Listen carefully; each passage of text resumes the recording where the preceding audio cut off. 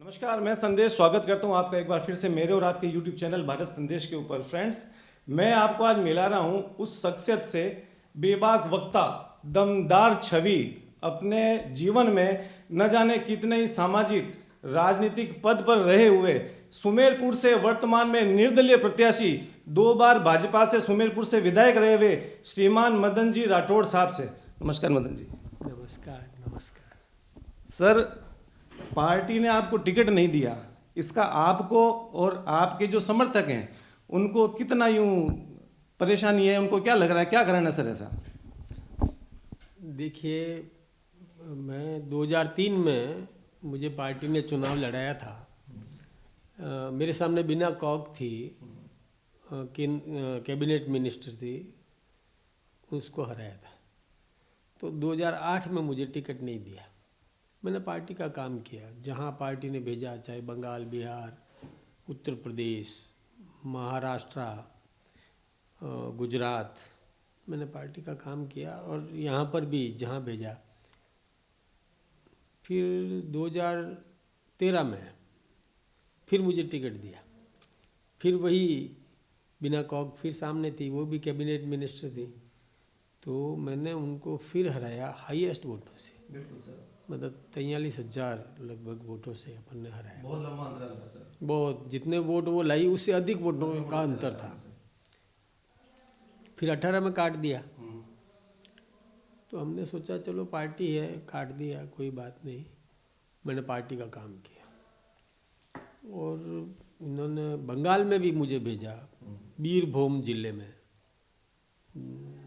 जहाँ पर जातीय समीकरण बहुत बिगड़े हुए थे, बम फूट रहे थे।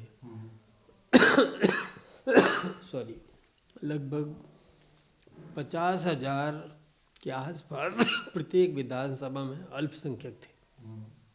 फिर भी हमने वहाँ काम किया, कुछ सीटें हमने जीती भी।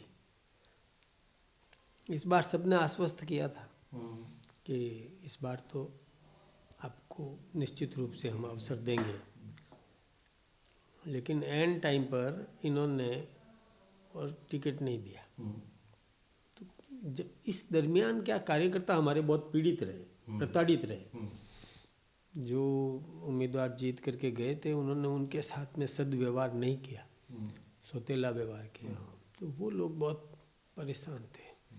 उन्होंने मुझे कहा कि नहीं नहीं, आप तो चले जाओगे कहीं, कुछ बना देंगे आपको, लेकिन हमारा क्या होगा, हमको फिर प्रताड़ना झेलनी पड़ेगी। हम तो इंतज़ार कर रहे थे कि अब वो समय आए। खड़ा कर दिया। लेकिन मैं पार्टी को तोड़ना नहीं चाहता था। मैं ये सोचता था कि आखिर हमारा कार्यकर्ता आज गुस्से में है और वो मुझे खड़ा कर रहा है, लेकिन दो फाड़ हो जाएगा, बंटवारा हो जाएगा कि या तो वो मेरे साथ रहेगा या भारतीय जनता पार्टी के अधिकृत उम्मीदवार के साथ रहेगा। खींचतान होती है, उस कार्यकर्ता की दुविधा हो जाती, जोरदार बढ़ जाती और पार्टी बढ़ जाती दो भागों में, कि मेरे प्रेम के कारण से मेरे साथ रहते और इधर दूसरी तरफ पार्टी थी जिसमें मोदी जी से लेकर के और नड्डा जी और स्थानीय स्तर पर भी जो कार्यकर्ता थे वो दूसरी तरफ थे।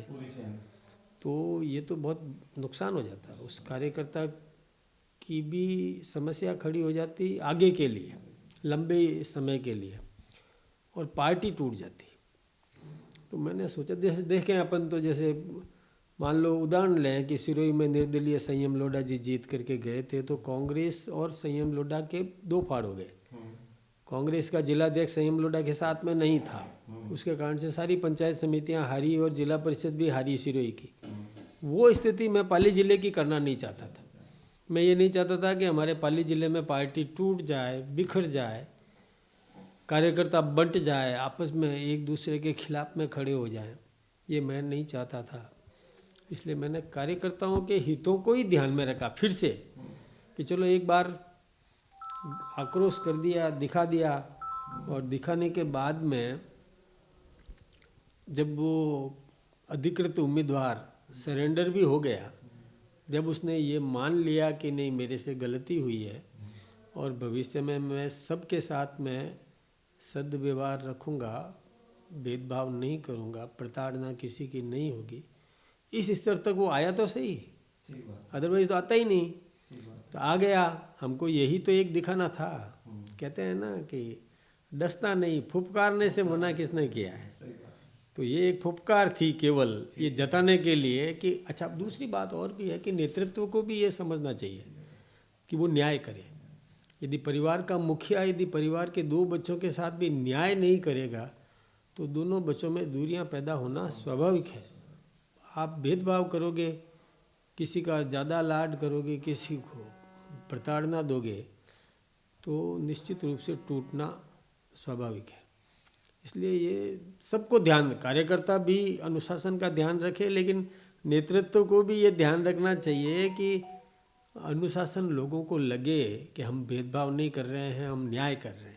न्याय केवल हमने सोच लिया कि हम न्याय कर रहे हैं ये पर्याप्त नहीं है, लोगों को लगना भी चाहिए कि न्याय हो रहा है, न्याय परिलक्षित होना चाहिए, न्याय दिखना चाहिए, न्याय का आभास अनुभव होना चाहिए। ये बहुत ज़रूरी है। केवल हम अपने मन में सोच के न्याय करते हैं ये ठीक नहीं। फिर पार्टी ने भी बहुत गलतियाँ की है, आया राम गया राम बहुत हो गया। किसी को 2 घंटे यानी कांग्रेस में कोई था पहले और 2 घंटे बाद में हमने लेके टिकट दे दिया, तो वहाँ का जो कैडर है ना वो रोता है अंदर से। वो कैडर जो है वो परेशान होता है, जिसने जाजम बिछाई, जिसने मेहनत की, जिसने पार्टी को इस मुकाम तक पहुँचाने में अपना खून पसीना लगाया, और उसके ऊपर एकदम वो व्यक्ति आ गया जिसने हमको गालियाँ बोली, जिसने हमको नीचा दिखाने की कोशिश की हमेशा कि ये तो सांप्रदायिक है, ये भगवाधारी है, ये फलाना, मतलब ऐसे करके जो बोलते गए तो हम उसका जिंदाबाद करें। कितना कठिन होता है उस व्यक्ति के लिए, उस कार्यकर्ता के लिए कितना कठिन होता है। जो कार्यकर्ता अब जैसे अब कई नाम अब गिनाने की ज़रूरत नहीं है, क्योंकि अब तो मैंने भी विड्रॉ कर लिया, कोई मतलब नहीं। मैं पार्टी के साथ हूँ और पार्टी के उत्कर्ष की कामना करता हूँ कि भी पार्टी मजबूत बने। मेरी भावना यही रहेगी। अब वो नाम लेना भी ठीक नहीं है क्योंकि वो पार्टी के साथ है, तो फिर हम नहीं बोल सकते इस बात को। लेकिन कैडर को ख़त्म नहीं करना चाहिए। हम we are the party with difference. How can we say that we are the party with difference?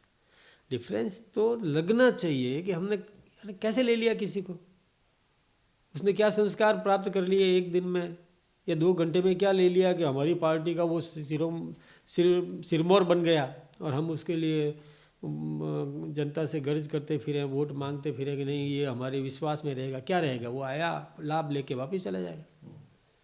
और हमारा कैडर को मारना नहीं चाहिए। हम कैडर बेस्ड पार्टी है, तो कैडर कहाँ रहा, ये नेतृत्व को भी ध्यान रखना चाहिए। ये बात थी और हमने ये बात रखी है। मैं सर आपसे एक बात पूछ रहा हूँ, आपने सारी बातें बताई शुरू से लेके अंत तक।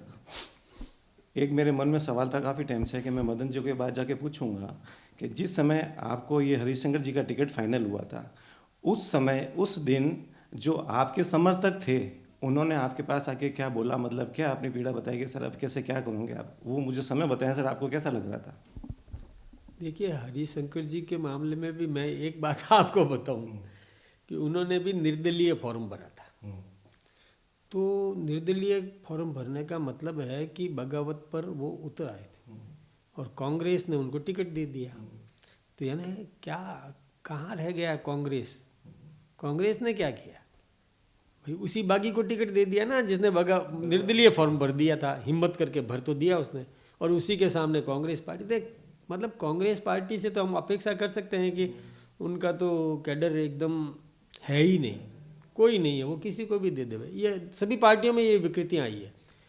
तो जब उनको दिया तो हमारे लोगों को लगा कि तो और आसान हो गया, कोई दिक्कत वाली बात नहीं है, क्योंकि उन्होंने भी बगावत की। जैसे बिना कौक को टिकट मिला या रंजू रामावत को टिकट मिला, तब उन्होंने क्या किया होगा, तो वो इस बार खाता वापस पूरा करना चाहते होंगे। तो ये सारी वो लोगों ने भी मेरे से संपर्क किया, लेकिन मैंने उनको साफ कहा कि आप मुझसे उम्मीद मत करो, मैं मेरी पार्टी का हूँ और मैं ठीक है, मैंने एक धमकी ज़रूर दी है लेकिन मैं ऐसा नहीं करूँगा। ये मैंने उनको कह दिया था। उन लोगों ने संपर्क किया था मेरे से कि अब हरिशंकर को टिकट मिला है तो हम आपकी मदद करेंगे। मैंने कहा भाई आप और कोई जगह ढूंढो, मेरे से उम्मीद मत करो। आगे आपकी क्या रणनीति रहेगी सर इस चुनाव में? मैं तो देखिए पार्टी का हूँ, पार्टी के लिए ही मैंने विड्रॉ किया है, पार्टी को एकजुट रखने के लिए मैंने विड्रॉ किया, पार्टी के लिए काम कर रहा हूँ मैं। अभी मुझे हमारे राष्ट्रीय अध्यक्ष जेपी नड्डा जी के कार्यक्रम के लिए मुझे बिल्हड़ा विधानसभा, ओसियाँ, जैसलमेर और जोधपुर के लिए मुझे लगाया गया था, मैं वहाँ काम कर रहा हूँ। फिर हमारे प्रधानमंत्री जी आदरणीय नरेंद्र भाई मोदी जी आ रहे हैं, 20 तारीख को झारखंड में कार्यक्रम रखा है, तो मैं उनकी व्यवस्थाओं में लगा हुआ हूँ। तो इसलिए मैं तो काम ही करूँगा, पार्टी के लिए ही हूँ। नेतृत्व को बता दिया है कि नेतृत्व मेरा कोई विषय नहीं है। मैं तो अब हमारे तो जीवन के 68 वर्ष तो निकल गए, तो अब हम सोचते हैं औरों के साथ ऐसा नहीं हो। पार्टी संज्ञान ले आपका ऐसा है। सर मैं ये कह रहा हूँ, पाली जिले की जो 6 सीटें हैं वर्तमान में, उसके ऊपर माननीय मुख्यमंत्री अशोक जी गहलोत का पूरा फोकस है इस बार, ठीक है सर? तो आपको क्या लगता है कि वाकई में इस बार पाली जिले से कांग्रेस की सीटें निकल पाएगी 4 से 5? सर मैं देखो, मैं हर जगह जाता हूँ, सोजत गया, जेतारण गया, बिलाड़ा गया, इसके बाद में अपने जो बाली गया। इस बार देखो सर, नेताओं की बात अलग हो गई, हम जैसे जनता के बीच में जाते हैं, तो इस बार ये मानना था लोगों का कि भाई स्कीमें बहुत अच्छी थी, ऐसा है, मतलब उन्होंने बढ़ चढ़ के बढ़ाई करी, और कहीं ना कहीं ऐसा लग रहा था कि इस बार कहीं ना कहीं कांग्रेस पार्टी पाली जिले से लीड लेगी। आपका क्या कहना है सर इसके ऊपर? देखिए, बेशक अशोक गहलोत जी ने पूरी कोशिश की है, योजनाएं दी है, जनता को कुछ बांटने की, देने की उन्होंने योजना बनाई, लेकिन हमारी पार्टी ने ये तय किया है कि जो अच्छी योजनाएं हैं उनको बंद नहीं किया जाएगा, उनको चालू रखा जाएगा। मतलब ये बहुत अच्छी बात है। मतलब जनता के हितों के लिए यदि कोई घोषणा हो गई है तो हम उसको बंद नहीं करेंगे। ये हमारे नेताओं ने भी इस बात को स्वीकार किया, तो अच्छी बात है। तो जब हमने ये स्वीकार कर लिया कि चलो इन्होंने जैसा भी किया, कुछ भी किया, बजट है कि नहीं है, पैसा है कि नहीं है, और इन्होंने बांटने की, जनता को राहत देने की घोषणाएं कर दी है, चाहे गैस सिलेंडर हो या कुछ भी हो, तो हम उसको बंद नहीं करेंगे, उसको चालू रखेंगे। जब हमने ये बात कह दी हम चालू रखेंगे तो जनता तो हमारे साथ आ जाएगी। और दूसरी बात यह है कि हमने, यानी वसुंधरा जी जब मुख्यमंत्री थी तो कभी भी नहीं कहा कि खजाना खाली है, कभी पैसे की कमी नहीं दिखाई। जो योजना लेकर के गए उसमें हमने और स्वीकृतियाँ प्राप्त की है, तो ये अच्छी बात है ना। मैनेजमेंट करना आता है तो हमारे यहाँ पर हम निश्चित रूप से आशान्वित हैं कि अच्छी सीटें निकालेंगे हम। सर राजस्थान में अपना एक संयोग होता है, या इतिहास बता दें या कुछ भी कह दें, कि एक बार बीजेपी एक बार कांग्रेस। आप कितने सहमत हैं इस बात से कि निश्चय ही इस बार बीजेपी आएगी? क्योंकि कहीं ना कहीं ऐसा दिख रहा है, पोलिंग बूथ भी बताते हैं, कहीं ना कहीं जनता के मन में जो राय होती है कि इस बार वाकई में कांग्रेस टक्कर दे रही है। तो इसमें आपका क्या कहना है? वैसे तो देखिए, ये बात सही है कि हम लोग कोई भी घोषणाएं करते हैं और वो कोशिश तो करते हैं पूरी करने की, लेकिन फिर भी जनता संतुष्ट नहीं होती है, इसलिए वो एंटी इनकम्बेंसी काम करती है। और एंटी इनकम्बेंसी का फ़ायदा, मतलब नुकसान ये है कि सत्ता पार्टी मार खाती है।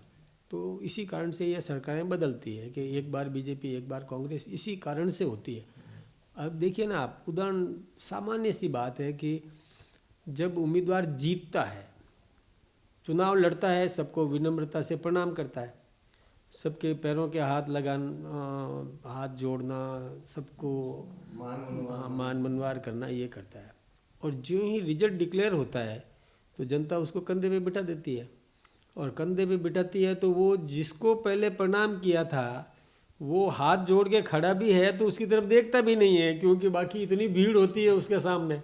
तो एंटी इनकम्बेंसी तो उसी दिन से शुरू हो जाती है, नाराज़गी उसी दिन से शुरू हो जाती है कि कल तक तो प्रणाम कर रहा था और आज मैं उसको नमस्ते कर रहा हूँ। मतलब वोटर वापस हाथ जोड़ता है तो उसका ध्यान ही नहीं जाता, क्योंकि 50, हजारों, सैकड़ों लोग उसको वेलकम करते हैं। तो वो इग्नोर करना शुरू कर देता है, तो एंटी इनकम्बेंसी उसी दिन से शुरू हो जाती है। तो एंटी इनकम्बेंसी तो काम करेगी ही करेगी। फिर उसने कईयों को वादे किए, अब वो लिखा नहीं, समझा नहीं, कर दिया कुछ भी, पूर्ति नहीं कर पाता तो नाराज़गी स्वाभाविक है, इसलिए इसका नुकसान तो होता ही। अच्छा सर, ये सवाल किसी और के लिए है, लेकिन मैं आपसे राय ले रहा हूँ क्योंकि आपका पाली में ऑफिस है, पाली से आप जुड़े हुए हैं बहुत।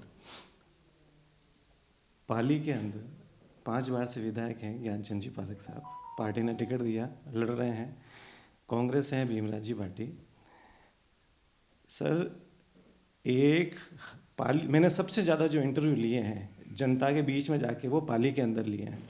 पाली की जनता का साफ साफ कहना था कि अगर कांग्रेस पार्टी के जो पाली के लीडर हैं, अगर वो भीमराव जी भाटी का सहयोग करते हैं तो निश्चय ये भीमराव जी भाटी सीट निकालेंगे और ज्ञानचंद जी पारिक को इस बार मुश्किलें हैं। तो आपका क्या इसके ऊपर सर है? मैं पूछ रहा हूँ आपसे, बस एक राय ले रहा हूँ सर। वैसे ये सवाल तो मेरे से नहीं करना चाहिए था सवाल तो, लेकिन सर आप पाली के हैं सर इसलिए। कोई नहीं, मैं वोटर सुमेरपुर का हूँ। लेकिन एक बात मैं आपसे बताऊँ, पाली जिला कांग्रेस का था, पूरा जिला ही कांग्रेस का था। 90 में जब चुनाव हुए तो पहली बार हम 8 सीटें जीत के आए थे। उससे पहले एक विधायक हमारा हुआ करता था खारची से, खंगार से। लेकिन एक बात बताऊं, वैसे तो कांग्रेस में फूट है, कांग्रेस तो यानी हमेशा ही आत्मघाती काम करती रही है। अब जहाँ तक यहाँ पाली की बात आपने पूछी है, पाली विधानसभा की बात पूछ रहे हैं आप, जिले में तो अलग पाली विधानसभा में अच्छी टक्कर है और कांग्रेस ने भी वही किया है कि जिसने पटकनी दी कांग्रेस को, लगातार पटकनी दी, उसी को उम्मीदवार उतारा है। तो मैं सोचता हूँ वो लोग भी खाता वापस पूरा करेंगे कि जैसे पहले केवल चंद जी को पटकनी दी तो केवल चंद जी कसर नहीं छोड़ेंगे इस बार बदला लेने की। मानवेंद्र सिंह जी को पटकनी दी तो वो जो उनका परिवार है या उनके समर्थक हैं वो पटकनी देने की पूरी कोशिश करेंगे। ऐसे ही महावीर सिंह सुकरलाई को पटकनी दी है, मतलब चारों खाने चित्त किया है, तो वो भी वापस कोशिश करेगा, यानी खाता डोडा करने की कोशिश करेगा। तो ये तो सब खाता डोडे करने के काम में लगे हुए हैं, मतलब चाहे चंद्रराज सिंह भी हो उसको पटकनी दी है। तो यानी पटकनी यानी वो उनकी जमानतें किसी की बची या जब्त हुई उस लेवल तक ला करके पटका है, तो वो लोग बर्दाश्त नहीं करेंगे और वहाँ अनुशासन नाम की चीज़ है नहीं, इसलिए वो सारे खते तो। लेकिन सर इस बार जैसे भीमराव जी को जैसे टिकट फाइनल हुआ था तो भीमराव जी टिकट फाइनल होते ही गए थे सीधा महावीर जी सुकरलाई के घर, केवल जी गुलेछा के घर, वहाँ जाके उन्होंने सीएम से बात भी कराई है, फ़ोन पे बात भी कराई है। तो क्या इसका असर यहाँ के जो नेता हैं उन पर पड़ेगा? वो मानेंगे इस बात को कि नहीं हमें सपोर्ट करना है, इस बार कांग्रेस की सीट निकालनी है? देखिए नेता तो वो जो कुत्ते की पूँछ है ना, टेढ़ी है तो टेढ़ी ही रहेगी, वो कभी भी सीधे होने वाले नहीं है।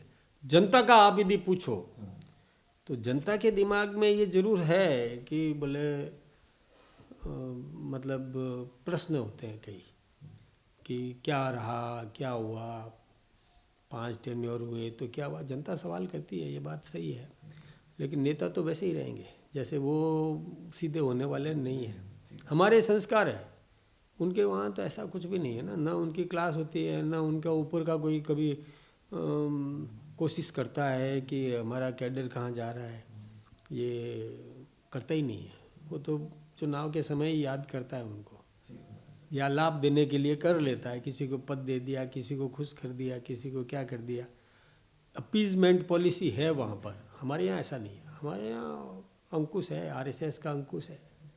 हमारे यहाँ राष्ट्रीय स्वयंसेवक संघ वो पूरा ध्यान रखता है कि हमारा कार्यकर्ता डिरेल तो नहीं हो रहा है, पटरी से हट तो नहीं रहा है, हटते ही तुरंत चेक करता है और संभालता है। ये एक हमारी मतलब अच्छी बात है कि कोई वो चेक करे, संभाले।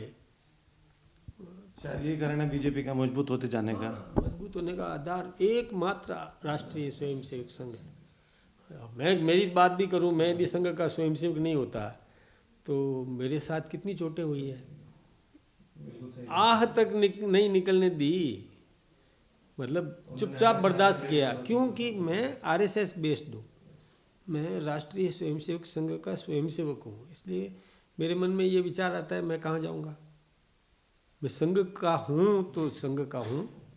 वैसे संघ का ये कहना है कि संघ का स्वयंसेवक सभी राजनीतिक पार्टियों में हो, तब राष्ट्रीय चरित्र पैदा होगा। यानी मैं भी राष्ट्रभक्त बनूं और मेरे विरोधी भी राष्ट्रभक्त बने, क्योंकि वो तो लोकतंत्र है। तो लोकतंत्र में तो राजनीतिक पार्टियां होनी चाहिए और विपक्ष भी मजबूत होना चाहिए। मैं खुद कह रहा हूँ विपक्ष मजबूत होना चाहिए, कांग्रेस भी जीतनी चाहिए। कहीं ना कहीं तो ऐसा नहीं हो सकता कि नहीं हम एक तरफा ही जीतते जाएंगे तो लोकतंत्र की हत्या हो जाएगी। इसलिए लोकतंत्र का तकाजा है कि विपक्ष भी मजबूत हो। अब मुझे एक बार जवाहरीलाल जैन पुष्प जी के पिताजी जो कांग्रेस के यहाँ जिलाध्यक्ष थे, तो उन्होंने कहा कांग्रेस कार्यालय का उद्घाटन हो रहा है, मैं जिलाध्यक्ष बीजेपी का था, आप आओगे क्या? मैं आऊँगा, यदि आप बुलाओगे तो आऊँगा, कि बुलाओगे तो क्या बोलोगे? मैं ये कहूँगा कि भाई आज कांग्रेस की जो दुर्गति हो रखी है, हम चाहेंगे थोड़ा तो मजबूत बने, हमारे सामने टक्कर की स्थिति में तो आए, तो हमारी शुभकामनाएं हैं। तो ये तो मैं भी चाहूँगा कि टक्कर तो होनी चाहिए। आज यदि पाली में टक्कर होती है तो अच्छी बात है, होना ही चाहिए। लोकतंत्र का तकाजा है कि विपक्ष भी मजबूत हो, और विपक्ष यदि नहीं रहा तो लोकतंत्र का एक तंत्र हो जाएगा, राजतंत्र हो जाएगा, ये ठीक नहीं। सर 20 तारीख को मोदी जी आ रहे हैं जाडन आश्रम में, लोगों का कहना है कि पाली की सारी सीटें उससे प्रभावित होगी।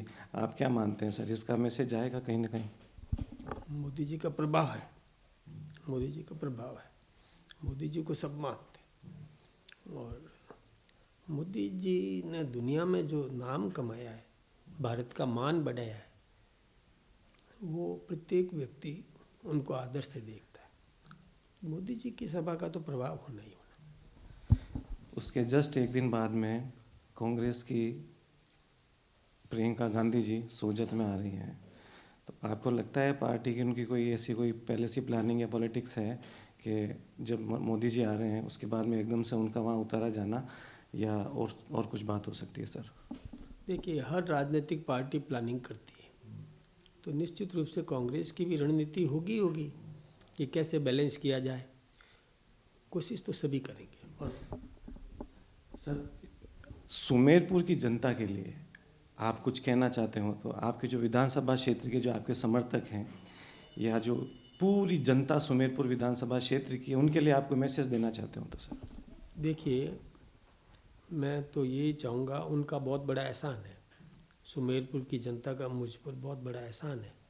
मैं तो यही निवेदन करना चाहूँगा कि मेरे योग्य कोई भी काम पड़े किसी भी नागरिक का, मैं अपनी पूरी सामर्थ्य के साथ उसकी सेवा करना चाहूँगा।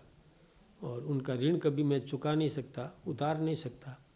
मैं कोशिश करूँगा कि मेरे योग्य कोई वो काम बताए, मैं अपना सौभाग्य मानूंगा कि मैं उनका काम कर सकूँ। अच्छा सर, एक सवाल लास्ट पूछता हूँ आपसे, क्या पिछले 10 से 20 सालों में सुमेरपुर विधानसभा क्षेत्र की ऐसी कोई समस्या जिसका आप चाहते हैं चाहे कोई भी पार्टी का कैंडिडेट जीते उसको वो काम करना चाहिए सुमेरपुर जनता के लिए, ऐसा कोई समस्या सर?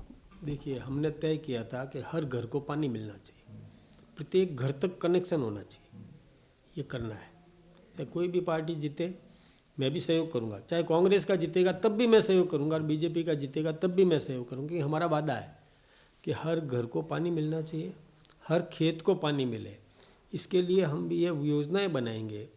मैं अभी किसी की भविष्यवाणी तो नहीं कर सकता कि कौन जीतेगा और कौन हारेगा, कोई भी जीते, लेकिन जनता के हितों की रक्षा के लिए हम सब कंधे से कंधा मिला के सहयोग करेंगे और ये योजना पूरी हो। जवाई पुनर्भरण हो, ये हिमावास बांध में पानी लाने की योजना हो, और कोई भी प्लानिंग नहीं बन सके, लिफ्टिंग कैनाल के माध्यम से भी हम यदि कुछ कर सकें तो भी हम ये पूरा करेंगे। ऐसे ही रोज़गार मिलना चाहिए, हम बिजली की तकलीफ़ नहीं होनी चाहिए, हम ऐसे ही व्यवस्थाएं करेंगे कि फिल्म सिटी का निर्माण जो हम करना चाहते थे कोलीवाड़ा के पास में वो पूरा हो। निश्चित रूप से हम ये सब करेंगे। मैं कोई भी नेता हो, सबके मैं सहयोगात्मक रुख रहेगा मेरा। अच्छा सर, भारतीय जनता पार्टी की जो बड़ी लीडरशिप है ऊपर की, उन्होंने आपको आगे आपके राजनीतिक जीवन के लिए कुछ बताया होगा कि भाई आपको आगे हम यहाँ लेके आ जाएंगे, ऐसी कोई बात, ऐसी कोई चर्चा सर आगे आपके राजनीतिक जीवन के लिए? देखिए, हमारे यहाँ पर ऐसी सौदेबाजी नहीं होती, बिल्कुल नहीं होती है, ना मुझे किसी ने कोई आश्वासन दिया है और मैं उसकी अपेक्षा भी नहीं करता। ये उनका निर्णय है, वो करे कुछ भी करे।